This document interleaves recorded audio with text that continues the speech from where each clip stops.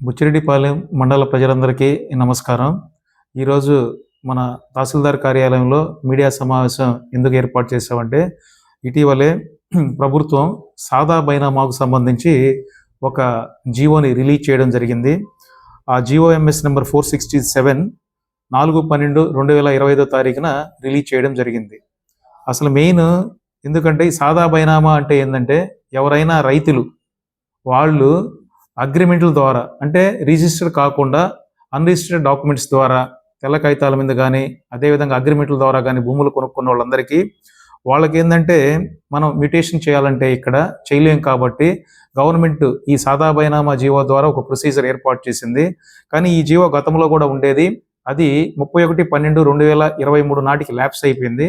తర్వాత ఈ ప్రభుత్వం వచ్చిన తర్వాత దాని మీద అనేక రకాలుగా కింద తహసీల్దార్ నుంచి జిల్లా స్థాయి అధికారులు, కలెక్టర్లు అందరి యొక్క డెసిషన్ తీసుకొని ఈ యొక్క జీవోని రిలీజ్ చేయడం జరిగింది. ఈ యొక్క జీవో మెయిన్ ప్రధాన ఉద్దేశం ఏంటంటే, ఇది యాక్చువల్గా సాదా బైనామా అని మనం ఎలా డిఫైన్ చేస్తామంటే, వాళ్ళు ఖచ్చితంగా ఏదైనా ఒక తెల్ల కాగితం మీద కానీ లేదంటే ఒక స్టాంపు పేపర్ మీద కానీ అదేవిధంగా వాళ్ళు ఆ భూమిని గత 20 సంవత్సరాల నుంచి 30 సంవత్సరాల నుంచి అనుభవిస్తూ ఉంటారు. కానీ పాపం వాళ్ళకి 1B అడంగల్ అనేది వాళ్ళకి ఉండదు. దీనివల్ల మెయిన్ ప్రధానంగా లాస్ ఏంటంటే, వాళ్ళకి అన్నదాత సుఖీభవ రాదు, అదేవిధంగా ఫెర్టిలైజర్స్ అంటే యూరియా సబ్సిడీ రాదు, అదేవిధంగా వాళ్ళు బ్యాంకుకి ఏదన్నా వెళ్తే అక్కడ బ్యాంకులో వాళ్ళకి రుణాలు ఇవ్వవు. కాబట్టి ఇన్ని రకాల సమస్యలు ఉన్నాయి. కాబట్టి ప్రభుత్వం దీన్ని ఆలోచించి ఇది త్వరగా చేయాలనే ఉద్దేశంతో ఈ జీవోని రిలీజ్ చేసింది. ఇది మెయిన్ ఎవరికి అప్లికబుల్ అంటే, దీంట్లో ఇంకొక ప్రధానంగా స్మాల్ మార్జినల్ ఫార్మర్స్కి స్టాంప్ డ్యూటీ కూడా కట్టాల్సిన అవసరం లేదు. అంటే దీని మెయిన్ ప్రొసీజర్ ఎలా ఉంటుందంటే, మనకి యాక్చువల్గా ఎవరైతే పొలం కొన్న వాళ్ళకి అమ్మిన వాళ్ళకి ఇద్దరికి నోటీసులు ఇస్తాము, 11-12 నోటీసులు ఇస్తాం. ఆ తర్వాత అవి రెండు మనం ఎక్కడికి వెళ్ళి ఎంక్వైరీ చేసుకున్న తర్వాత 13A, 13B, 13C అని 3 ఫామ్స్ ద్వారా ఏంటంటే, 13Aలో ఏంటంటే మనం సబ్ రిజిస్ట్రార్ గారిని అడుగుతాము స్టాంప్ డ్యూటీ ఎంత కట్టాలని, Bలో వాళ్ళు పంపిస్తారు, 13Cలో మళ్ళీ మనం ఆర్డర్ ఇస్తాము. ఆ యొక్క స్టాంప్ డ్యూటీ కూడా చిన్న సన్నకారు రైతులు కట్టుకోలేరనే ఒక సదుద్దేశంతో గవర్నమెంట్ దాన్ని ఎగ్జంప్షన్ ఇచ్చింది. ఇక్కడ స్మాల్ ఫార్మర్ అంటే ఎవరైనా ఒక రైతుకి 2.5 ఎకరాలు మాగాణి 5 ఎకరాలు మెట్ట ఉన్న వాళ్ళని మనం స్మాల్ ఫార్మర్ అంటామన్నమాట.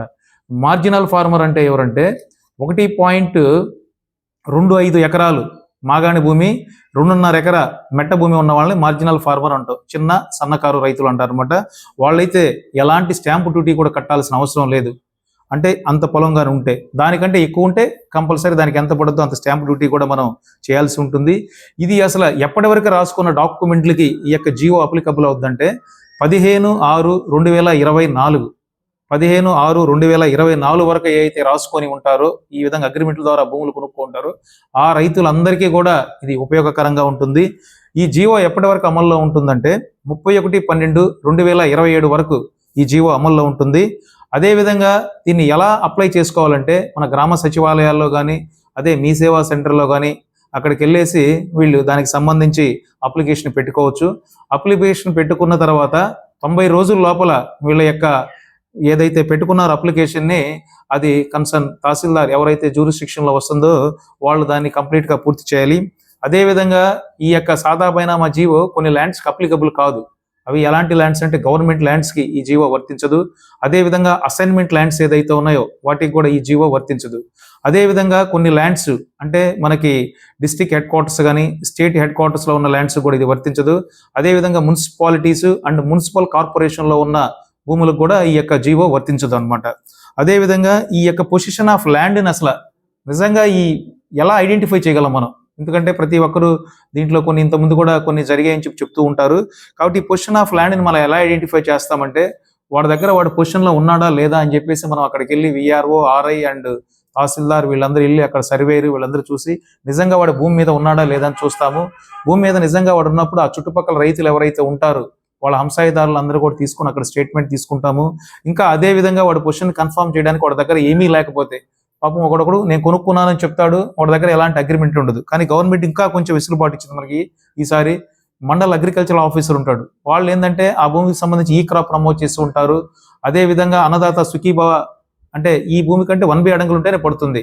అలాంటి ఏదైనా అగ్రికల్చర్ ఆఫీసర్ వాళ్ళకి ఏదైనా ఇచ్చుంటే దాన్ని కూడా ఆధారం చేసుకొని కూడా ఇవ్వండి మీరు అని చెప్పారు.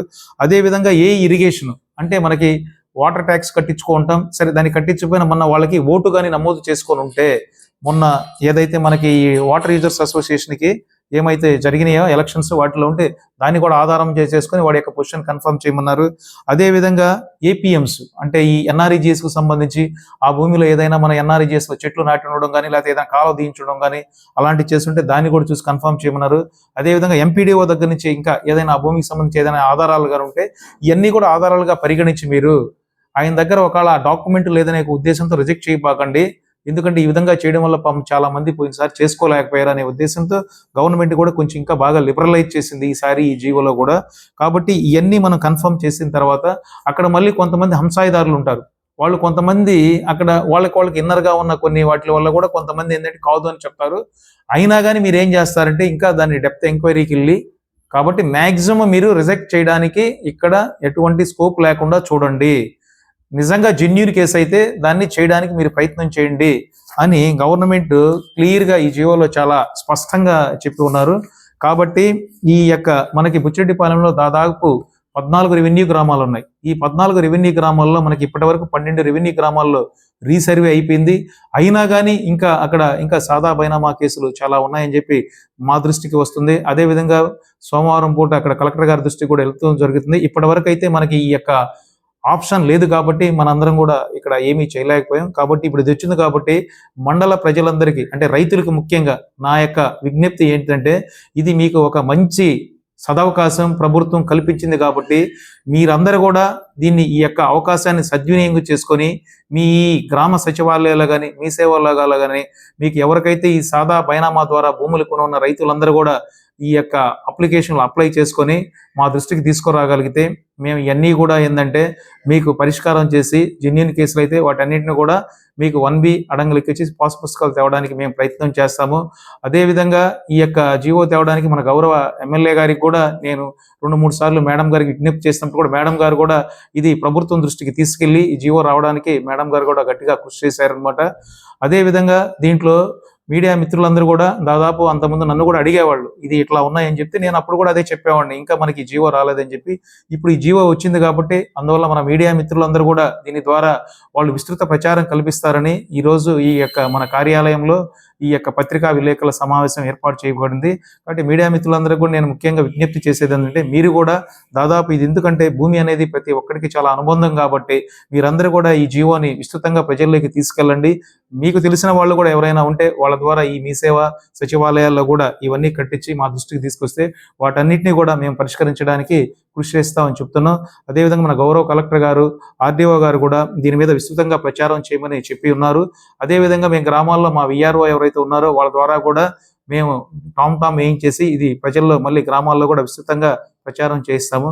కాబట్టి ఈ యొక్క సమావేశానికి ఇచ్చేసిన మీడియా మిత్రులందరికీ రైతులందరికీ మరొక్కసారి నేను ముఖ్యంగా విజ్ఞప్తి చేసేది ఏంటంటే, ఈ యొక్క జీవోని మీరు సద్వినియోగం చేసుకుంటే మీకు దాదాపు చాలా వరకు, ఎందుకంటే మన బుచ్చిరెడ్డిపాలెం మండలంలో నేను ఎక్కువ చూసిన కేసులు ఏంటంటే చాలా వరకు సాదా బైనామా కేసులు ఇంకా ఎక్కువగా ఉన్నాయి ఈ మండలంలో. కాబట్టి మీరందరూ వినియోగం చేసుకొని ఈ జీవోని వినియోగం చేసుకొని త్వరగా మీ యొక్క సమస్యలకి పరిష్కారం పొందుతారని కోరుకుంటున్నాను. అదేవిధంగా